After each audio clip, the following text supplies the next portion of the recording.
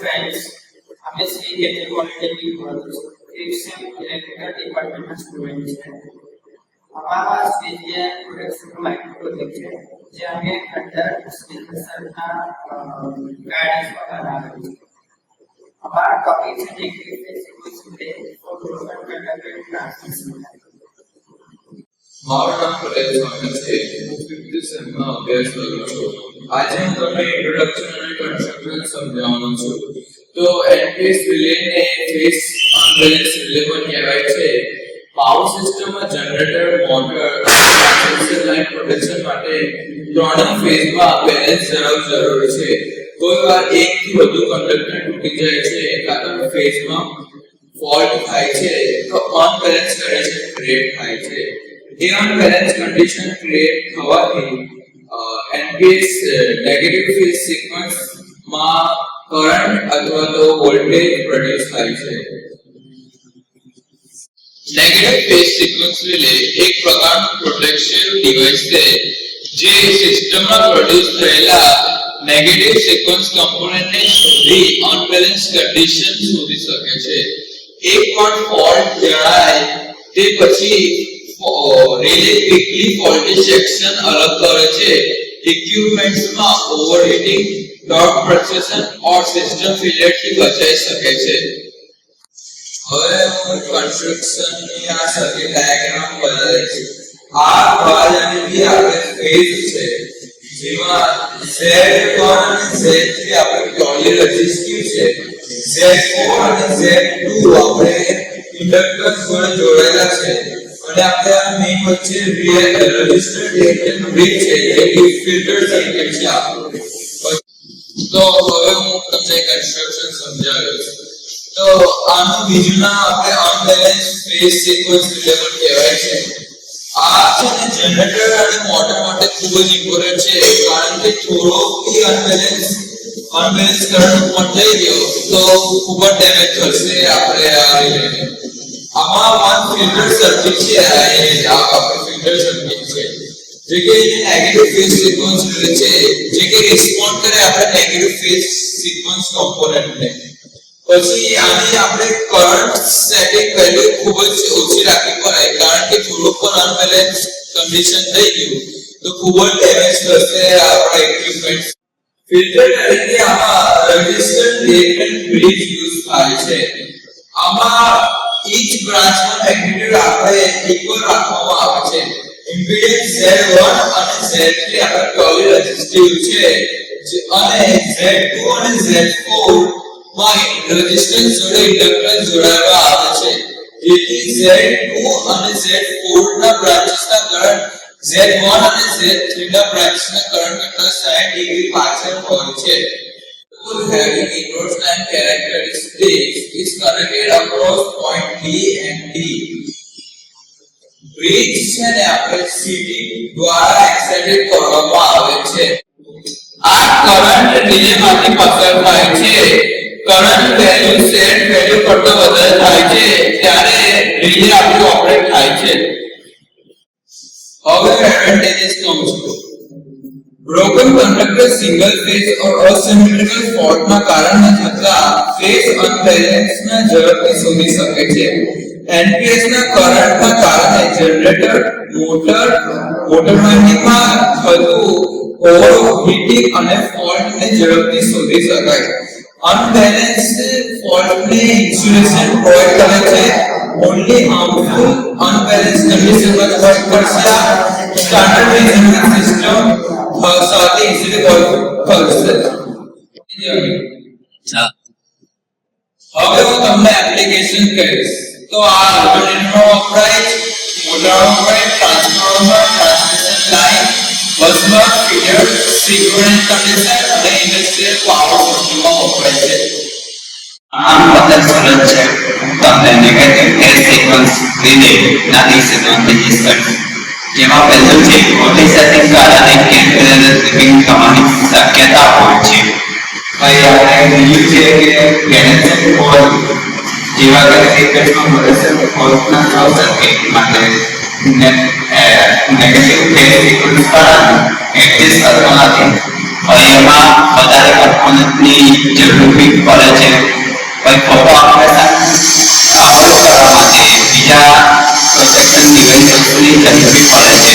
પછી આર્ગ્યુમેન્ટની યોગ્ય રીતે ફિલ્ટર ન કરાય તો તે એરર પેદા કરી શકે છે.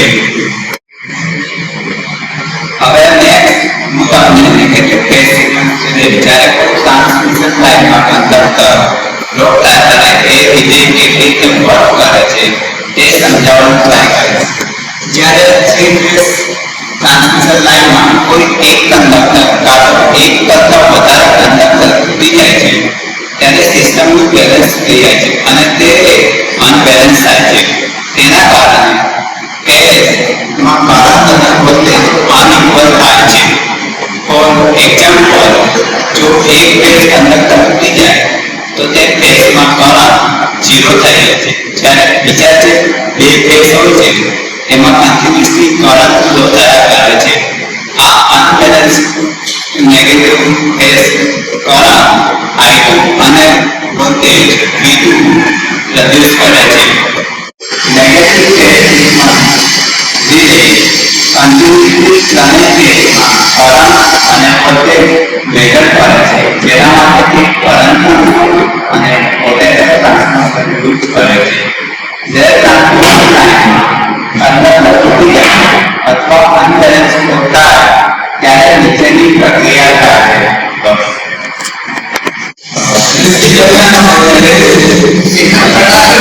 જેમાં તેને કન્ટિન્યુઅસલી 3 ફેઝ કરંટ મેજર કરે છે. જો કરંટની વચ્ચે 120 ડિગ્રી બેલેન્સર ફેઝ એંગલ પકડે તો નેગેટિવ સિક્વન્સ કરંટ પ્રોડ્યુસ થાય છે. બીજું છે કેલ્ક્યુલેશન એન્ડ ઓપરેશન, જેમાં એવું કે છે કે તેને નેગેટિવ સિક્વન્સ કરંટ અને વોલ્ટેજનું કેલ્ક્યુલેશન કરે છે અને પિકઅપ વેલ્યુ અને થ્રેશોલ્ડ વેલ્યુ જોડે કમ્પેર કરે છે. Threshold set negative phase sequence I2 ની વેલ્યુ આ પિકઅપ વેલ્યુ અથવા થ્રેશોલ્ડ વેલ્યુ કરતા વધારે અથવા ફિક્સ કરેલા ટાઈમ સુધી રહે તો તે કન્ટિન્યુઅસલી અનબેલેન્સ કન્ડિશન દર્શાવે છે. જેની અંદર જ્યારે પણ રિલે ઓપરેટ થાય ત્યારે તે એક સિગ્નલ સર્કિટ બ્રેકરને મોકલે છે. એના પછી એમાં સર્કિટ બ્રેકર ઓપન થાય છે અને તે ખોલતી સેક્શનથી બંધ કરી દે છે અને જેના કારણે તે આખા સિસ્ટમને પ્રોટેક્ટ કરે છે.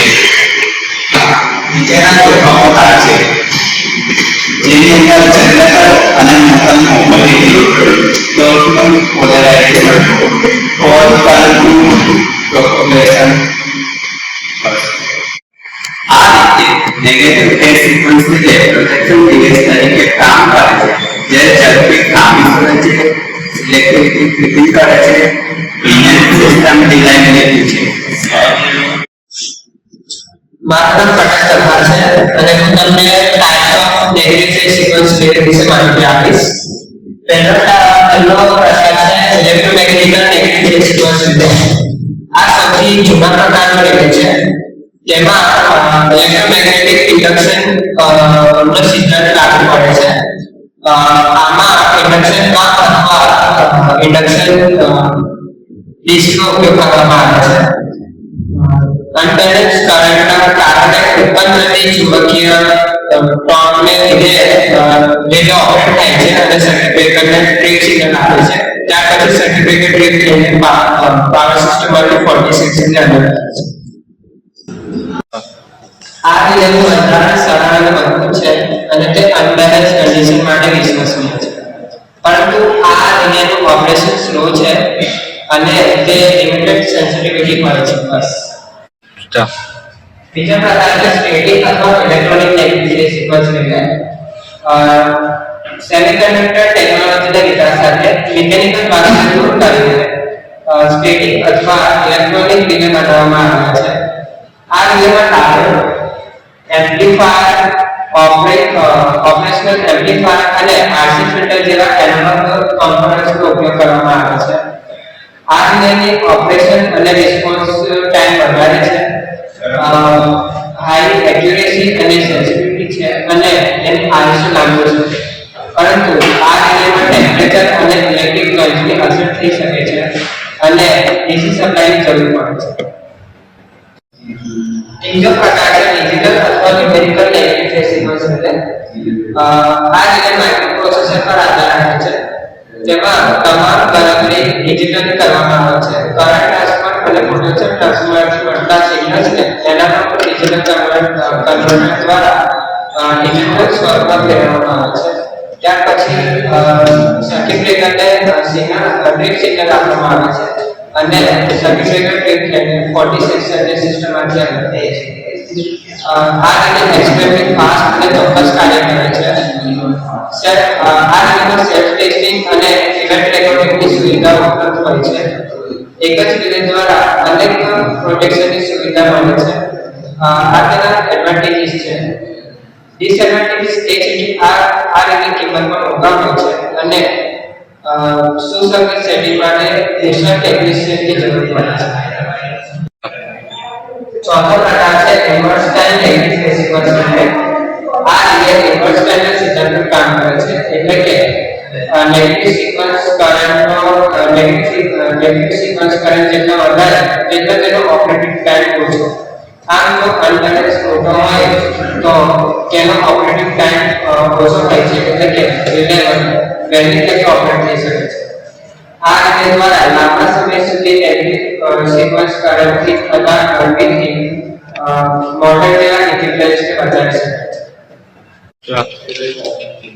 પાંચમો પ્રકાર છે instantaneous negative phase sequence relay. જ્યારે સિસ્ટમમાં નેગેટિવ સિક્વન્સ કરંટ એટલે કે I2 ની કિંમત સેટ વેલ્યુ કરતાં અથવા થ્રેશોલ્ડ વેલ્યુ કરતાં વધી જાય ત્યારે રિલે તરત જ ઓપરેટ થાય છે અને સર્કિટ બ્રેકરને સિગ્નલ આપે છે. ત્યાર પછી સર્કિટ બ્રેકર થોડાક જ મિલિસેકન્ડમાં ટ્રિપ થઈને 46 સેલને સિસ્ટમમાંથી અલગ કરે છે. આ રિલેનો ઉપયોગ જનરેટર, ઓલ્ટરનેટર અને મોટરના પ્રોટેક્શન માટે થાય છે. જ્યારે ટ્રાન્સમિશન લાઇનમાં કંડક્ટર તૂટે છે ત્યારે બે જાતની ફોલ્ટ થાય છે અથવા બે જાતના કેસ થાય છે. પહેલો કેસ છે કે લાઇન કંડક્ટર તૂટીને જમીન સાથે કનેક્ટ થાય છે. આ સ્થિતિમાં LG એટલે કે લાઇન ગ્રાઉન્ડ પ્રકારનો ફોલ્ટ થાય છે. જ્યારે કંડક્ટર તૂટે જમીન પર પડે છે ત્યારે ફેઝ અને અર્થ વચ્ચે લો રેઝિસ્ટન્સ પાસ કરે છે.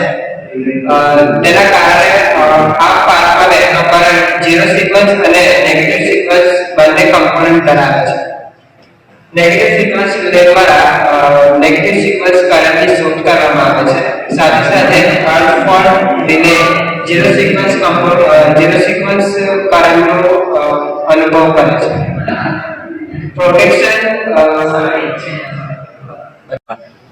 પ્રોટેક્શન કોમ્બિનેશન દ્વારા કોઈ એક અથવા બંને રિલે સર્કિટ બ્રેકરને ટ્રિપ કરે છે.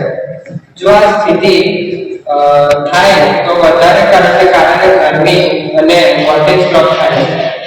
જો આ ફોલ્ટને ઝડપથી અલગ કરવામાં ના આવે તો ઇન્સ્યુલેશન અને નજીકના ઇક્વિપમેન્ટ્સને નુકસાન થઈ શકે છે અને ડેમેજ થઈ શકે છે. તે સેમાં લાઇન કનેક્ટ તૂટે છે પરંતુ ગ્રાઉન્ડ સાથે જોડાતું નથી. આ સ્થિતિ સૌથી ડેન્જર પ્રકારની છે, કારણ કે ફોલ્ટ દેખાવથી સ્પષ્ટ નથી અને અર્થ સાથે સીધો કોઈ પણ પાથ કનેક્ટ થતો નથી. તેના કારણે લોડ સિંગલ ફેઝિંગ થાય છે લોડમાં, એટલે કે એક ફેઝમાં કરંટ વહે છે પરંતુ જે એક ફેઝમાં ફોલ્ટ થાય છે તેમાં કરંટ વહેતો નથી. જો આ ફોલ્ટ મોટરમાં થાય તો તેમાં અનબેલેન્સ કરંટ વહે છે, જેના કારણે ગરમી, વાઇબ્રેશન અને ટોર્ક પલ્સેશન ઉત્પન્ન થાય છે. તે જ રીતે જો આ ફોલ્ટ જનરેટરમાં થાય તો નેગેટિવ સિક્વન્સ કરંટને લીધે રિવર્સ મેગ્નેટિક ફીલ્ડ બને છે, જે રોટરમાં થતા રોટર ગરમ થવા અને બેરિંગને નુકસાન પહોંચાડે છે. Negative phase sequence relay negative sequence current એટલે કે I2 ની કિંમત થ્રેશોલ્ડ વેલ્યુ કરતા અથવા સેટ વેલ્યુ કરતા વધારે જણાય અથવા વધારે સમય માટે તે રહે તો ટ્રિપ સિગ્નલ આપે છે. અંતે સર્ટિફિકેશન દ્વારા 46 અને સિસ્ટમમાંથી દૂર કરવામાં આવે છે, જેના કારણે મોટર અને જનરેટર સુરક્ષિત રહે છે. મારું નામ પટેલ અક્ષય છે. હું તમને આજે નેગેટિવ ફેઝ સિક્વન્સ ક્રિયાનો વેક્ટર ડાયાગ્રામ સમજાવીશ. નેગેટિવ વેક્ટર ડાયાગ્રામમાં બે પ્રકારના વેક્ટર ડાયાગ્રામ હોય છે. અહીં જ્યાં આપેલા છે તેમને બેલેન્સ વેક્ટર ડાયાગ્રામ અને unbalance vector diagram. Balance vector ડાયાગ્રામમાં ત્રણે ફેઝ એટલે I R I B અને I Y આ ત્રણે ફેઝનું વેલ્યુ સમાન હોય છે. આ ત્રણે ફેઝનું વેલ્યુ સમાન હોય છે અને તેમનો બધાનો સરવાળો શૂન્ય હોય છે. જેમ કે I તો R વત્તા I અને IB બરાબર 0. આ બે ફેઝ વચ્ચેનો અંતર 120 ડિગ્રીનો હોય છે અને તેમનો બિંદુ એટલે V તેની વેલ્યુ 0 હોય છે. એટલે B પરનો અંતર શૂન્ય હોય છે. અનબેલેન્સ ત્રણ પર ફોલ્ટ થાય અથવા અસમાન કરે અને તો એક ત્રણ બદલાય છે. અહીં IY બદલાય તેના કારણે બેલેન્સ તૂટી જાય છે અને નેગેટિવ સિક્વન્સ કોમ્પોનન્ટ ઉત્પન્ન થાય છે. અહીં આ એટલે RT બરાબર R -RY. તેથી આપણે NPH કોમ્પોનન્ટ શોધે છે અને તેથી negative phase sequence relay component શોધે છે અને ઓપરેટ અને સર્કિટ થાય છે. હવે હું નેગેટિવ ફેઝ સિક્વન્સ રિલેનો ઓપરેશન સમજાવીશ. NPH એટલે નેગેટિવ ફેઝ સિક્વન્સ રિલેનો કાયદા છે. મેડિકલ કોમ્પોનન્ટના સિદ્ધાંત પર આધારિત છે.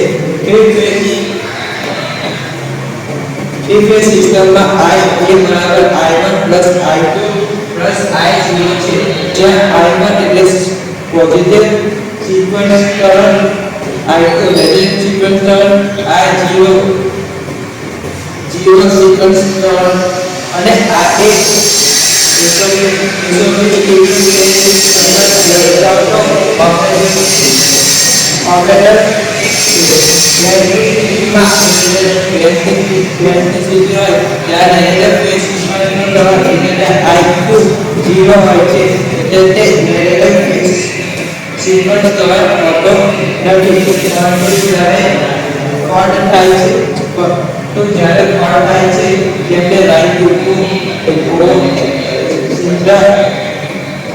સિંગલ ફેઝ અથવા સમાન લોડિંગ થાય છે ત્યારે આની કિંમત વધે છે. ત્યારે નેગેટિવ ફેઝ સિક્વન્સ કરંટની વેલ્યુ વધે છે.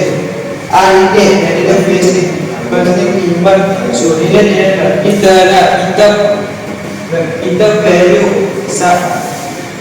સાથે સરખાવે છે. જો I2 ની કિંમત કરતા વધારે વધે અને નક્કી કરેલા સમય કરતા વધારે સમય માટે રહે તો આ ઓપરેટ થાય છે અને સર્કિટ બ્રેકર ઠીક થાય છે. ઉદાહરણ તરીકે NPH એટલે નેગેટિવ ફેઝ સિક્વન્સ એટલે I2 સિંક્રોનસ મશીનના મોટરમાં નંબર ફ્રીક્વન્સી ઉત્પન્ન કરે છે એટલે 2f ઉત્પન્ન થાય છે. તેના કારણે એટલે રોટર એડી કરંટને કારણે ઝડપી ઉત્પન્ન થાય છે એટલે ઓવરહીટિંગ થાય છે. તો પર્સેન્ટેજની મિકેનિકલ સ્ટેજ થાય છે એટલે ઇન્સ્યુલેટરને નુકસાન પહોંચે છે. ફીલ્ડ વાયરિંગને પણ નુકસાન પહોંચે છે. તેથી ઉચ્ચ નેગેટિવ ફેઝ સિક્વન્સ કરંટ દ્વારા પણ નુકસાનને પહોંચી શકે છે અને નેગેટિવ ફેઝ સિક્વન્સ રિલે આર્ટિક બેલેન્સ કરીને ઉપકરણને સુરક્ષિત રાખવાનું કાર્ય કરે છે. મારું નામ પટન પ્રવીણ છે. હું તમને ઇન્ડસ્ટ્રીમાં વાપરતા કેટલાક વિષય વિશે માહિતી આપીશ. REN6 F70 is the protection relay. આ રીતે એક બીટ વાળા message N1 line protection relay છે જે ટ્રાન્સમિશન લાઇન અને હાઈ વોલ્ટેજ સબસ્ટેશન માટે બનાવેલ છે. એને નેગેટિવ ફેઝ સિક્વન્સ રિલે અને પ્રોટેક્શન સુવિધા છે.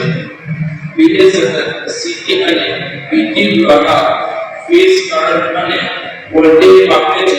માઇક્રોપ્રોસેસર દ્વારા નેગેટિવ ફેઝ સિક્વન્સ કમ્પ્યુટરની ગણતરી કરે છે. જ્યારે કોઈ અનબેલેન્સ કન્ડિશન જણાય તો રિલે એન્ડામેન્ટ સિગ્નલ સર્કિટ બ્રેકરને મોકલે છે અને સર્કિટ બ્રેકર દ્વારા વોલ્ટેજ સેક્શન સિસ્ટમમાં ફરક કરવામાં આવે છે. સામાન્ય રીતે આ ડિઝાઇનનો ઉપયોગ લાઇન અને જનરેટર બંને માટે કરવામાં આવે છે.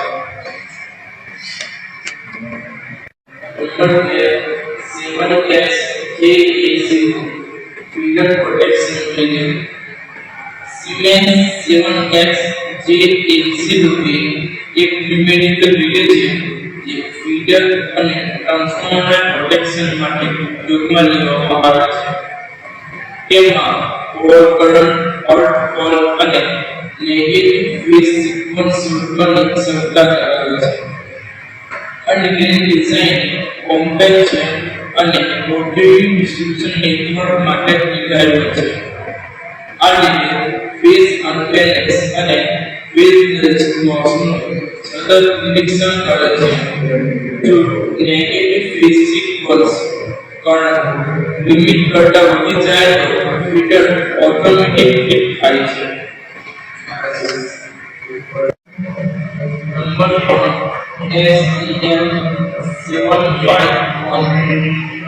SEL751 માઇક્રોપ્રોસેસર બેઝ રિલે છે જે ફીડર, મોટર અને જનરેટર પ્રોટેક્શનની એક જ ડિવાઇસમાં જોડે છે.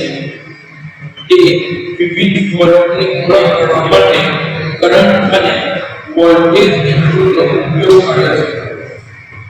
રિયલ ટાઈમ મોનિટરિંગ અને વેવફોર્મ કેપ્ચર કરે છે અને આ રિલે ખડા પરિસ્થિતિઓમાં ડિઝાઇન છે. નંબર 4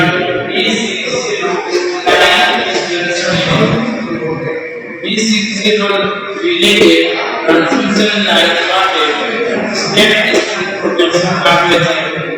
તે લાઇનને અનેક સ્રોતમાં વહેંચે છે અને લાઇનને કાર્ય કરે છે. એમાં ચોક્કસના ડિસ્ટન્સ પ્રોટેક્શન માટે ઉપયોગી છે. તે લાઇન અથવા જનરેટરમાં અનબેલેન્સ સિસ્ટમ માટે નેગેટિવ ફેઝ સિક્વન્સ માપન કરે છે. આ રીતે ડ્યુઅલ પ્રોસેસર અને કરંટ રિલેની બંને ધરાવે છે અને ફોલ્ટ રિપોર્ટિંગ અને ઇવેન્ટ લોગિંગ પ્રોવાઇડ કરે છે. આ પ્રોજેક્ટની એક મોટી છે આજના આર્કિટેક્ચરમાં negative phase sequence relay power સિસ્ટમનો ખૂબ જરૂરી છે. તે કંડક્ટર, સિંગલ ફેઝ અથવા અસિમેટ્રિકલ જેવા અનબેલેન્સ કન્ડિશન બેટરી તરીકે મૂકીને ફોલ્ટને દૂર કરે છે, જેથી ઉપકરણ નુકસાન અટકાવી શકાય છે. આ સમયમાં negative phase sequence relay fire accuracy, fast operation અને સ્કેલેબલ મોનિટરિંગ સુવિધા સાથે ઇન્ટિગ્રેશન આપે છે.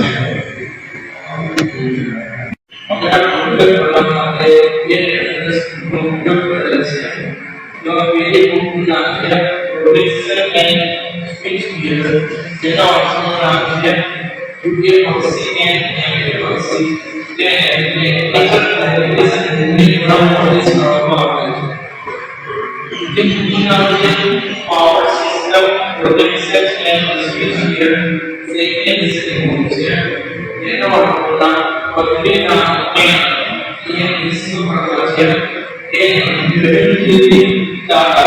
સિક્યોર ઇન્ટેલિજન્સ પર આપવામાં આવે છે.